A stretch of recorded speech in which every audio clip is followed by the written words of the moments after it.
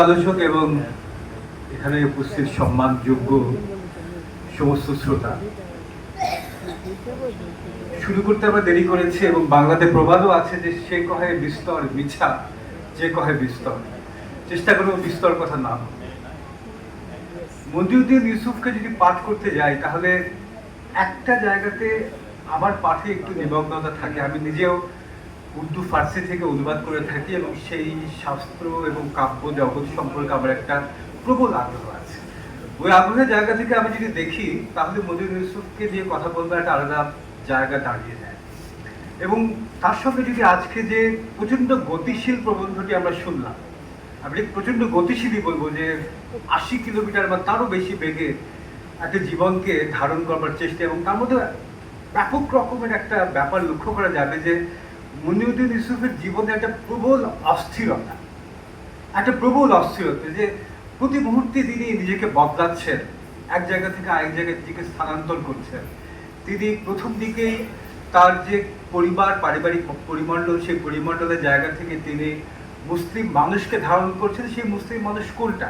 সেই মুসলিম মানুষ হচ্ছে একেবারে সোজা কথায় যাকে বলে যে অভিজাত মুসলিম মানুষ, সাধারণ চাষাভুষা মুসলিমদের মানুষ। তার প্রথম যুগে পারিবারিক পরিমণ্ডলের মধ্যেও কোনো স্থান ছিল না।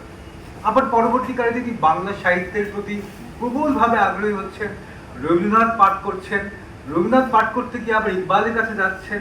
ইকবাল পাঠ করতে গিয়ে তার মনে হচ্ছে যে রবীন্দ্রনাথের যে প্রবল কোমল পেলব যে প্রেমের জগৎ, সে জগৎটা যেন তার বর্তমানকে ধারণ করতে পারছে না। তিনি রবীন্দ্রনাথকে বাদ দিয়ে ইকবালের কাছে যাচ্ছেন। ইকবালের কাছ থেকে আবার তিনি পরবর্তীকালে চলে যাচ্ছেন মার্ক্সবাদী রাজনীতি এবং দর্শনের কাছে।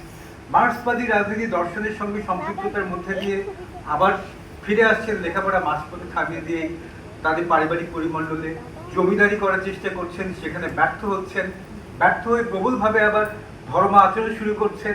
ধর্ম আচরণ শুরু করতে গিয়ে সেখানেও স্থির থাকতে পারছেন না। সেখান থেকে পুনরায় তিনি নতুন করে তার সাহিত্যের জগৎ, কাব্যের জগৎ, বিশ্লেষণ জগৎকে তার ধারক এবং চিন্তার বাহক হিসেবে তিনি উপস্থাপন করছেন। এবং যে রবীন্দ্রনাথকে তিনি এক পর্যায়ে দিয়ে যেন গ্রহণ করতে পারছেন না, যেন তার কথাই সত্য হচ্ছে যে হেথা নয় অন্য কোথা, অন্য কোনোখানে। সারাটা জীবন মনিউদ্দিন ইউসুফের জগতের মধ্যে, চিন্তার মধ্যে এই অস্থিরতাটুকু আমরা প্রবলভাবে দেখতে পাই।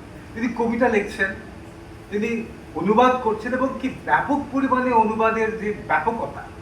একদিকে তিনি অনুবাদ করছেন শাহনামা, 17 বছর লাগিয়ে কাজটুকু সম্পন্ন করেছেন, এবং তিনি বোধহয় জীবদ্দশায় সেটা বাংলা একাডেমি শেষ করে যেতে পারেনি প্রকাশনা। এটা তার মনের মধ্যে একটা দুঃখ ছিল। আবার একই সঙ্গে দেখুন, সেই সময় তিনি এগুলো অনুবাদ করবেন বলে ওই আমলে 30,000 টাকা অগ্রিম নিতে পারছেন। সেই আমলে অনুবাদ করবেন, করে দেবেন, এই কথা বলে 30,000 টাকা। আজকের যুগে কত লক্ষ টাকা হবে আমার কোনো ধারণা নেই, এবং আজকের যুগে কেউ এই পরিমাণ টাকা কোনো অনুবাদককে অগ্রিম দেবেন কিনা আমি মোটামুটি নিশ্চিত যে দেবেন না। আপনাদের ভিন্ন ধারণা থাকতে পারে, এবং যদি ভিন্ন ধারণা থাকে আমাকে জানাবেন, সম্ভাব্য লোক শেখে আমি গিয়ে যোগাযোগ করবো তার সঙ্গে। তো এই যে ব্যাপকতা। আবার একই সঙ্গে দেখুন তিনি মির্জা গালিব অনুবাদ করছেন, সেটা 1960-এর দশকে অনুবাদ হয়ে বেরোচ্ছে। 25টা গজল তিনি অনুবাদ করছেন, এবং একেবারে ছন্দবদ্ধভাবে। এবং যদি বলি আজকে বাংলায় যে মির্জা গালিবের যে মানে মোটামুটি ভয়াবহ রকমের পরিচিতি, ভয়াবহ রকমের তার যে জনপ্রিয়তা, এবং তিনি এমনই জনপ্রিয় আজকে মির্জা গালিব যে কেউ যে কোনো কিছু লিখে তার নামে চালিয়ে দিচ্ছে। এত জনপ্রিয়তার মধ্যে মির্জা গালিব নিজেও পছন্দ করতেন না। ওই অপছন্দের কারণেই তিনি তার নামটা পাল্টেছিলেন, যে তার নামে একটা লোক বাজে কবিতা লিখতো, নতুন নাম গ্রহণ করে কবিতা লেখা শুরু করেছিলেন। এই মির্জা গালিবের আজকে যে পপুলারিটি, তার পেছনে অন্যতম ষড়যন্ত্রকারী মনিউদ্দিন ইউসুফ। তিনি নিজে প্রথম সামগ্রিক একটি পূর্ণ গ্রন্থ লিখেছিলেন মির্জা গালিবের কবিতা নিয়ে, দিওয়ানে গালিব নামে। তার আগে 1955 দশক সম্ভবত 55 সনের দিকে মাহে নও পত্রিকার মধ্যে বাংলা সাহিত্যে প্রথমবারের মতো মির্জা গালিবকে নিয়ে একটি প্রবন্ধ ছেপে বের হয়েছিল, প্রথমবার 1955-তে মাহে নও পত্রিকা। কিন্তু সম্পূর্ণভাবে যদি বলি, মির্জা গালিবকে নিয়ে পূর্ণাঙ্গ গ্রন্থ আমাদের মনিউদ্দিন ইউসুফ রচনা করেছে। এবং তার এই যে অনেকগুলো কাজ, এই কাজগুলো তিনি দেখবেন যে বারবার, একবার তিনি প্রবল রূপে প্রথাগতভাবে একজন মুসলিম হচ্ছেন, পরবর্তীকালে তিনি একজন প্রবল রূপের অনুসন্ধিৎসু মার্ক্সের পাঠক হচ্ছেন, মার্ক্সবাদী যদি নাও হয়ে থাকেন, তারও কিঞ্চিত সময়ের পরেই তিনি আবার সিনেমা বানাচ্ছেন। বারবার ঘুরে ঘুরে ঘুরে ঘুরে বিভিন্ন জায়গায় তার পদচারণা। এই পদচারণার মধ্যে দিয়ে কয়েকটা বিষয় লক্ষণীয়, আমার কাছে যেটা খুব গুরুত্বপূর্ণ মনে হয়। তার যে পরিবার, সেই পরিবার ছিল আসলে অত্যন্ত পুরাতন একটি বাংলাদেশের মুসলিম অভিজাত পরিবারদের মধ্যে অন্যতম। এবং তার লেখা যদি আপনি দেখেন, তার লেখার মধ্যে যে বিশ্লেষণগুলি তিনি করেছে সেটা খুব গুরুত্বপূর্ণ। উর্দু সাহিত্যের ইতিহাস তিনি লিখতে গিয়ে একটা কথা খুব চমৎকারভাবে তুলে ধরেছেন, যেটা বাংলার মুসলিম মানুষকে অনুধাবনের জন্য খুব চমৎকার একটা মানদণ্ড হতে পারে। তিনি বলছেন যে সমস্ত উর্দু সাহিত্য ভারতবর্ষ জুড়ে কেবলমাত্র সারা ভারতেই একেবারে নগর কেন্দ্রে অভিজাতদের হাত ধরে উর্দু সাহিত্য গড়ে উঠেছে, সামনে এসেছে। কেবলমাত্র বাংলাতে নগর কেন্দ্রিক কোনো উর্দু সাহিত্য গড়ে ওঠেনি। বাংলার বাইরে অত্যন্ত প্রত্যন্ত সব জায়গায়, এই বৌলায়, একেবারে সিলেটের প্রত্যন্ত গ্রামে, চট্টগ্রামের প্রত্যন্ত সব জায়গায়, বগুড়ার প্রত্যন্ত সব জায়গায় বাংলায় উর্দু চর্চার কেন্দ্রগুলো ছিল। এটা সমগ্র উর্দু সাহিত্যের সামগ্রিক ইতিহাসের মধ্যে একমাত্র ব্যতিক্রম। ব্যতিক্রমটা কেন গড়ে উঠেছে? ব্যতিক্রমটা গড়ে উঠেছে কারণ এখানে মোটামুটি 16 শতাব্দী পর্যন্ত মোগলদের এখানে আগমন এবং মোগলদের বিস্তৃতি প্রভাবের আগ পর্যন্ত সুলতানি আমলে যারা ছিলেন তারা ফার্সি এবং উর্দু চর্চা করতেন। এবং যখন মোগলরা এখানে এলো, মোগলরা আসার পর তার পরবর্তীকালে যখন ইংরেজরা আসলো, তখন এই যে অভিজাত মুসলিমরা যারা উর্দু এবং ফার্সি সাহিত্য চর্চা করতেন, তারা নগরের কেন্দ্রগুলো থেকে বিচ্যুত হয়ে নগর থেকে দূরে প্রত্যন্ত সব জায়গায়, যেমন আমাদের এখানে ময়মনসিংহ অঞ্চলে, সিলেটে, একেবারে প্রত্যন্ত সব জায়গায় হিন্দু জমিদারদের অনুপাতে ছোট ছোট সব মুসলিম জমিদারিগুলোকে নিয়ে তারা কেন্দ্র থেকে বাইরে একটা বিচ্ছিন্ন দ্বীপের মতো চারদিকে যখন তরঙ্গ বিক্ষুব্ধ সমাজ, সেই সমাজের বাইরে তারা নিজেদেরকে আলাদা করে নিয়ে গিয়ে এই উর্দু এবং ফার্সি সাহিত্যের চর্চাকে প্রবলভাবে মনোনিবেশ করেছিলেন। যে কারণে খালিদ বাঙালির পক্ষে সম্ভব হয়েছিল ওইখান থেকে একটি পত্রিকা বের করা এবং এমন একটা সাহিত্য পরিমণ্ডল গড়ে তোলা, যে সাহিত্য পরিমণ্ডলের সঙ্গে যুক্ত হতে সুদূর হায়দ্রাবাদ থেকে, লখনৌ থেকে, দিল্লি থেকে, লাহোর থেকে কবিরা, সাহিত্যিকরা সেই সুদূর আজকের কিশোরগঞ্জের বৌলাই গ্রামে গিয়ে হাজির হতেন। এবং এই জায়গাগুলোই ছিল তৎকালীন সময় উর্দু সাহিত্য চর্চার কেন্দ্র।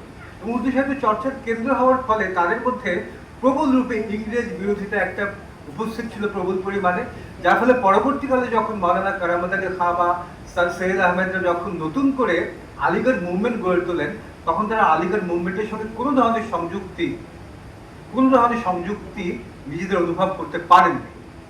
এবং ওই যে তিনি বলেছিলেন আমাদের প্রাবন্ধিক, যে ইকবালকে তারা বলতে গওয়ার পাঞ্জাবি, অর্থাৎ অশিক্ষিত মূর্খ গ্রাম্য পাঞ্জাবি। এবং এটা বলা হয় যে ইকবালের উচ্চারণ ছিল কাব দিয়ে হবে ইকবাল, কিন্তু সবাই দেখবে যে ইকবাল ইকবাল বলে। ফলে ইকবালের আমলের লোকজন খুব ইকবালকে মানে বিদ্রুপ করতো, যে নিজের নামটা শুদ্ধভাবে উচ্চারণ করতে পারে না, এগুলো কি কবিতা লিখবে। তো ইকবালকেও তারা তেমনভাবে গ্রহণ করতে পারেননি এবং দীর্ঘদিন পর্যন্ত তারা মুসলিম লীগের রাজনীতির প্রবল বিরোধী ছিলেন।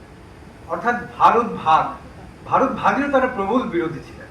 এই যে অভিজাত মুসলিম মানুষের মধ্যে ভারত রাজনীতি এবং সোজা কথায় যদি বলি সংস্কৃতি যে চিন্তা, এই সংস্কৃতির চিন্তাটা আপনারা দেখতে পাবেন অনেকটা, আমি বলতে পারি যে আখতারুজ্জামান ইলিয়াসের খোয়াবনামার মধ্যে যে মুসলিম লীগের যে সভাপতির কথা বলা হয় খান সাহেব, সে খান বাহাদুরের কথা, সে খান বাহাদুরের রাজনীতির একটা আংশিক লক্ষণ আপনারা দেখতে পাবেন মনিরুদ্দিন ইউসুফের আগ পর্যন্ত তাদের পরিবারের যে রাজনৈতিক পরিমণ্ডল ছিল সেখানে। মনিরুদ্দিন ইউসুফ এই জায়গা থেকে এসে যদি আমি দেখি, তাহলে তার সে মুসলিম শাস্ত্রভিত্তিক চর্চা, সেখান থেকে মার্ক্সবাদী সাহিত্য পাঠ, সেখান থেকে ইকবালের কাছে ফিরে আসা, ইকবালের কাছ থেকে ফিরে এসে তিনি ইকবালকে চর্চা করলেন। কিন্তু পাকিস্তান আমলে দুই পাকিস্তানের মধ্যে সাংস্কৃতিক পরিমণ্ডলের সংযোগ গড়ে তোলার জন্য এই বাংলায় রাষ্ট্রীয়ভাবে ইকবালের চর্চা হতো, ইকবাল একাডেমি ছিল, এবং ওই পাকিস্তান ব্যাপকভাবে নজরুলের অনুবাদ হয়েছে। কিন্তু মনিরুদ্দিন ইউসুফ কিন্তু যখন ইকবাল চর্চা করছেন, তিনি রাষ্ট্রীয় পরিমণ্ডল ইকবাল চর্চাকে কোনো মতে গ্রহণ করেন। কারণ কি? কারণ ইকবাল তার কাছে ছিলেন সেই ব্যক্তি যে কারণে তিনি রবীন্দ্রনাথকে মনে করেছেন যে রবীন্দ্রনাথ যেন কেমন পেল কোমল, এই কোমলতা তার কাছে মনে হচ্ছিল এই ঝঞ্ঝা বিক্ষুব্ধ সমাজের মধ্যে গ্রহণযোগ্য নয়, যেন সেই যুগ এখন আসেনি। তার কাছে ইকবাল কেন গ্রহণযোগ্য মনে হয়েছিল? কারণ ইকবাল বলতেন যে শায়েরি আজ পয়গম্বরে জুজ আস, আজকের যুগে কবিত্ব কাব্য এইটাই হচ্ছে পয়গম্বরী। খোদা তো আর পয়গম্বর পাঠাবেন না, এখন খোদা কবিদের মধ্যে দিয়ে তার বার্তা জগতের কাছে পাঠিয়ে দেবেন। ইকবাল এই কথা বলতে পেরেছিলেন, ফলে মনিরুদ্দিন ইউসুফের পক্ষে ইকবালকে গ্রহণ করা সহজ হয়েছিল, কারণ সে ইকবাল পরিবর্তনের কথা বলছেন। সে ইকবাল একই সঙ্গে বলতে পারছেন যে এই জগৎ বদলে যাচ্ছে প্রতি মুহূর্তে। ইয়ে কায়নাত, এখন পর্যন্ত ইয়ে কায়নাত अभी ना तमाम है शायद के दमादम आ रही है सदाए कुन फायाकुन। ইকবাল কেন কবিতা লিখছিলেন? তিনি বলছেন যে বোধহয় খোদা এখনো মহাজগৎ যে সৃষ্টি করেছেন, সে মহাজগৎ মহাবিশ্ব সৃষ্টি করার কাজ শেষ করেননি, কারণ আমি প্রতিটি নিঃশ্বাসে প্রশ্বাসে শুনতে পাচ্ছি কুন ফায়াকুন, কুন ফায়াকুন, হও এবং হয়ে গেল, হও এবং হয়ে গেল। ফলে ইকবালের কাব্য জগতের মধ্যে মনিরুদ্দিন ইউসুফ খুঁজে পেয়েছিলেন অসমাপ্ত জগৎকে সমাপ্ত করবার একটা প্রবল আহ্বান। এখন এই জায়গা থেকে একটা নতুন জায়গায় অবতারণ করলেন মনিরুদ্দিন ইউসুফের চিন্তার জগৎ, তার সাহিত্যের জগৎ, তার সামগ্রিক জীবন। কোন জায়গা থেকে? আমার কাছে খুব গুরুত্বপূর্ণ একটা কাজ হচ্ছে মনিরুদ্দিন ইউসুফের, যদি বলেন বাংলা উর্দু সাহিত্যের ইতিহাস। উর্দু সাহিত্যের ইতিহাস বাংলায় এর আগে একজন লিখেছেন হরেন্দ্র চন্দ্র পাল, তিনি ঢাকা বিশ্ববিদ্যালয়ের শিক্ষক ছাত্র ছিলেন, ডক্টর মোহাম্মদ শহীদুল্লাহর ছাত্র ছিলেন সরাসরি। দেশভাগের পর তিনি কলকাতা বিশ্ববিদ্যালয়ে চলে যান, সেখান থেকে তিনি উর্দু সাহিত্যের ইতিহাস এবং ফার্সি সাহিত্যের ইতিহাস দুই খণ্ড ছেপে বের করেন। তার ভূমিকাও লিখে দিলেন ছোট্ট করে ডক্টর মোহাম্মদ শহীদুল্লাহ। কিন্তু সেই রচনাবলী দুটো গ্রন্থ প্রবল পরিমাণে একাডেমি। মনিরুদ্দিন ইউসুফের বাংলা সাহিত্যের ইতিহাস যখন আপনি পাঠ করতে যাবেন, তখন আপনি যে চমৎকার রকমের ভয়াবহ বাস্তবতার সম্মুখীন হবেন। এই বাস্তবতা আপনার কাছে মনে হবে যে কেন আমরা এটাকে ভুলে গেলাম। এটাকে আমি বলি বাঙালির মননের ইতিহাসের মধ্যে ছেদ। আজকে যখন চারদিকে মানে বাংলা ভাষা উর্দু ভাষার সঙ্গে তার সম্পর্ক, সেই জায়গা থেকে অনেকাংশে দেখা যায় কেমন স্থূলভাবে উর্দুর কাছে প্রত্যাবর্তনের একটা প্রয়াস। যে মনিরুদ্দিন ইউসুফ নিজে অসম্ভব ভালো ফার্সি জানতেন, শাহনামা বাংলা করেছেন, নিজে উর্দু কবিতা লিখতেন, তার পরিবারে ব্যাপক পরিমাণে উর্দু কাব্য ফার্সি কাব্য চর্চার ইতিহাস ছিল, তিনি নিজে চমৎকার উর্দু কবিতা লিখতেন, যদিও তার কোনো নজির খুব বেশি কোথাও পাওয়া যায় না, এখন কোথাও ছেপে বের করেছেন বলে মনে হয় না। সেই মনিরুদ্দিন ইউসুফ যখন উর্দু সাহিত্যের ইতিহাস লিখতে যাচ্ছেন, তখন তিনি কোন জায়গা থেকে দেখছিলেন উর্দু সাহিত্যকে লেখার জায়গাটা? তিনি উর্দু সাহিত্যের জন্মের কথা বলছেন। প্রথমেই তিনি নাকচ করছেন যে উর্দু একটা ফৌজদারি ভাষা, লস্করি জওয়ান, সেনাবাহিনীর মধ্যে এটা গড়ে উঠেছিল। প্রথমে তিনি এই ধারণাটিকে নাকচ করছেন। এই ধারণাটিকে নাকচ করতে গিয়ে উর্দু সাহিত্য ইতিহাসের প্রসঙ্গ টানতে গিয়ে তিনি চলে যাচ্ছেন একেবারে বৈদিক যুগের ভারতবর্ষের মধ্যে। তিনি বলছেন কেমন করে বৈদিক যুগের সেই প্রাচীন ভাষা সংস্কৃতের মধ্যে শাস্ত্রবদ্ধ হয়ে প্রস্তুরীভূত হয়ে আছে, তার মধ্যে দিয়ে সাধারণ মানুষের জীবন চর্চাকে ধারণ করবার, জীবনের সাধারণ প্রকাশকে অতিবাহিত করবার কোনো সুযোগ আর নেই। তিনি বলছেন যে একেবারে স্পষ্টভাবে বলছেন যে এই বৈদিক ভাষা যখন প্রস্তুতিভূত অবস্থায় শাস্ত্রবদ্ধ হয়ে অনড় অচল সংস্কৃত হয়ে যাচ্ছে, তখন আসলে কি হচ্ছে? সাধারণ মানুষের জীবন, তাদের মনন প্রকাশিত হচ্ছে প্রাকৃত ভাষার মধ্যে। প্রাকৃত ভাষার মধ্যে সেটা বলতে গিয়ে তিনি চমৎকার একটা কথা বলছেন, লক্ষ্য করুন যে তিনি বলছেন দৈনন্দিন জীবনের উর্বর মাটিতে দৃঢ়মূল থেকেই মননের বৃক্ষ তার পল্লবিত শাখা প্রশাখা আকাশে ছড়িয়ে দেয়। চমৎকার একটা কথা যে একেবারে যদি দৈনন্দিন জীবনের উর্বর মাটিতে যদি সংযোগ না থাকে, তাহলে মননের বৃক্ষ আকাশে ডালপালা মিলতে পারে না। মনিরুদ্দিন ইউসুফ বলছেন যে এই প্রাকৃত ভাষা, যেটাকে গৌতম বুদ্ধ প্রথম গুরুত্ব দিলেন, গৌতম বুদ্ধ বলেছিলেন, এটাও মনিরুদ্দিন ইউসুফ উল্লেখ করছেন যে গৌতম বুদ্ধ বলছে যে তোমরা ছন্দে আমার বচন লিপিবদ্ধ করো না। ছন্দ মানে সংস্কৃত। তোমরা যদি সে ছন্দে বা সংস্কৃতে আমার বচন লিপিবদ্ধ করো তাহলে দুঃকট নামে পাপ হবে।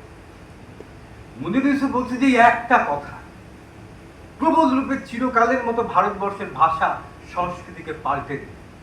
এর দুটি সংযুক্ত করছেন যে এই যে গৌতম বুদ্ধের যে চিন্তা ভাষা সম্পর্কে যে ভাবনা এবং সেটা যে প্রাকৃত ভাষা জগৎ মননের মধ্যে কেমন করে ছড়িয়ে গিয়ে পুরো ভারতবর্ষের সমস্ত সাংস্কৃতিক প্রেক্ষাপটকে বদলে দিল। এবং তার ভাষায় বৌদ্ধ এবং জৈন সংস্কৃতি হচ্ছে ব্রাহ্মণ্যবাদী শ্রেণী বিভক্ত সমাজের বিরুদ্ধে অসংখ্য গোত্র বর্ণ সংস্কৃতিতে বিভক্ত ভারতবর্ষের মানব শাখা মানব জগতের একটা বিদ্রোহ জৈন এবং বৌদ্ধ ধর্ম এবং সংস্কৃতি। এবং স্বভাবতই তারা ব্রাহ্মণ্যবাদী সংস্কৃতিকে খারিজ করে। মনিরুদ্দিন ইউসুফ উর্দু ভাষার জন্মের ইতিহাস বলতে গিয়ে তার সুদূর প্রাচীনতম উৎস টানছেন গৌতম বুদ্ধের সেই বচনে এবং বলছেন কেমন করে যখন সপ্তম শতাব্দীর পরে তার উপরে যখন মঙ্গলরা প্রবলভাবে মধ্য এশিয়ার সমস্ত ইসলামী সভ্যতাকে ভেঙে চুরমার করে দিচ্ছে তখন প্রবল রূপে সৈনিক থেকে শুরু করে সাধারণ মানুষ থেকে শুরু করে সুফিরা এই ভারতবর্ষে আগমন করে।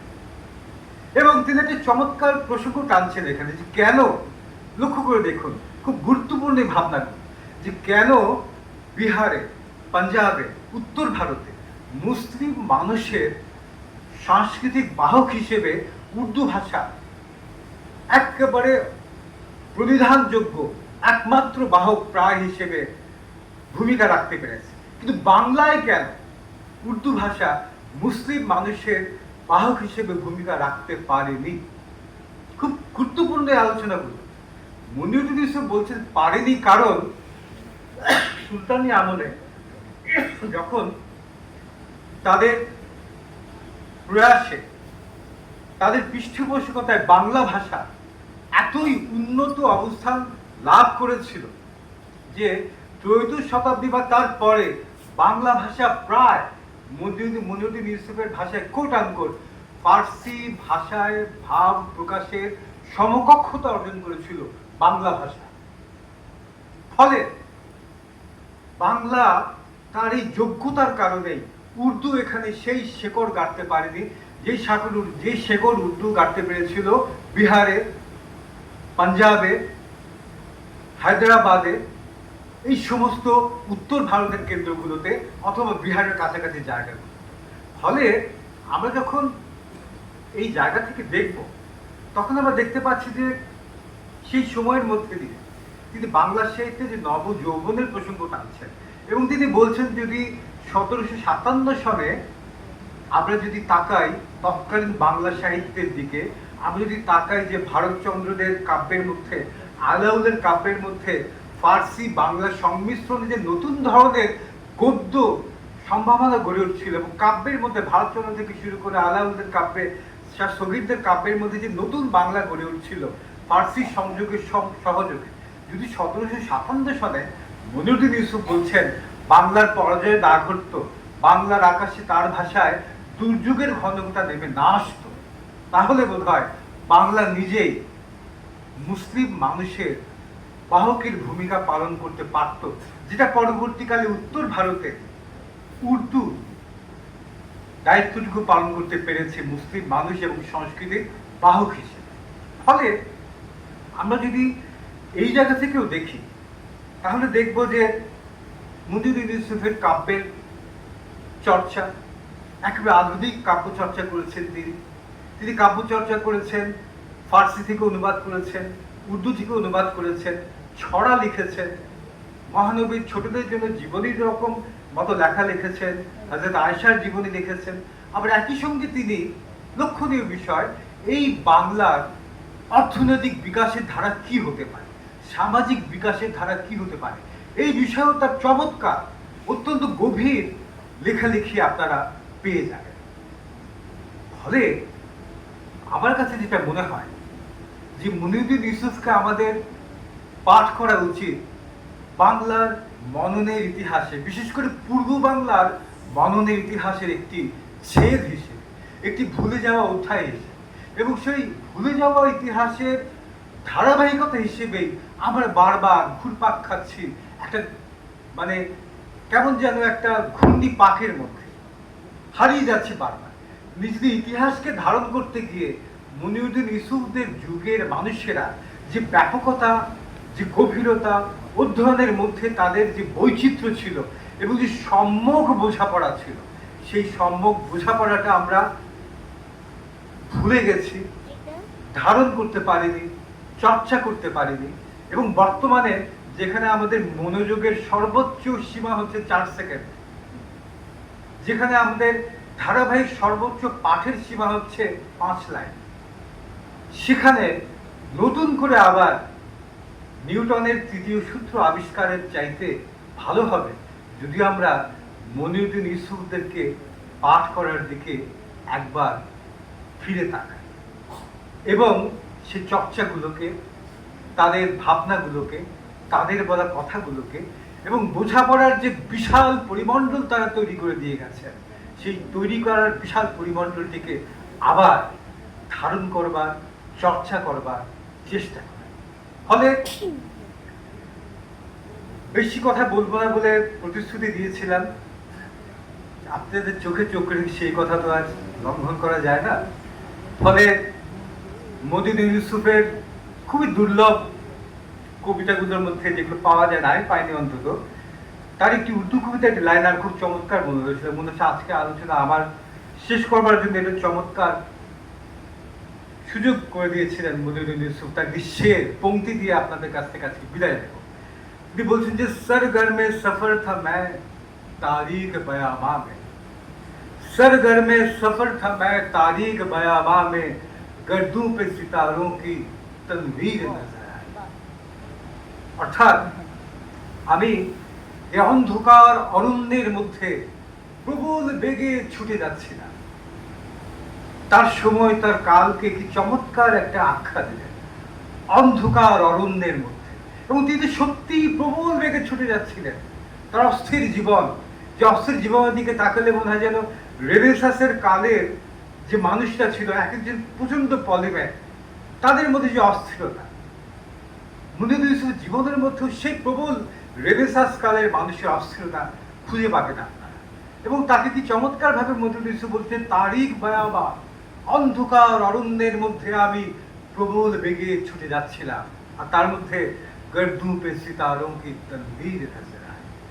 সে অন্ধকার অরণ্যের মধ্যে হঠাৎ করে দিগন্তে আবার নক্ষত্রের আলোক রাশি ইশারা খুঁজে পেলাম। তিনি একটা ইশারা খুঁজে পেয়েছিলেন অন্ধকার অরণ্যের মধ্যে তীব্র বেগে ছুটতে।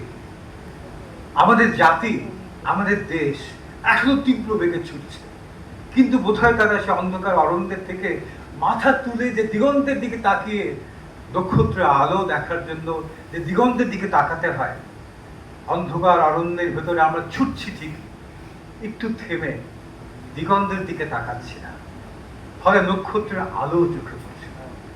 মনিউদ্দিন ইউসুফ সে আলো দেখতে পেয়েছিলেন। আমরা যেন সেই তার আলোক দর্শনের সাক্ষী হই, সমদর্শী হই। ধন্যবাদ।